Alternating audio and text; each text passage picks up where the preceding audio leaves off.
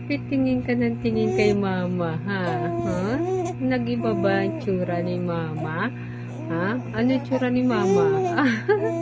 Ano? Ang buhok? Nag-ibang buhok ni mama? Pinutulan kasi ni mama yung buhok. Kasi masyado nang mahaba. Opo. Oo, mahabang buhok ni mama. Kaya pinutol na ni mama.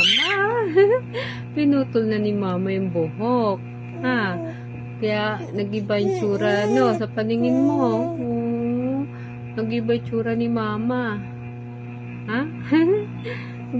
Kinupit ko kasi. Ibibenta natin yan. Bili tayo ng gatas mo. Oo, bili tayo ng gatas diaper, no? Diba? Bili tayo ng gatas diaper mo. Pag nabili yung buhok na yon, sana may bumili.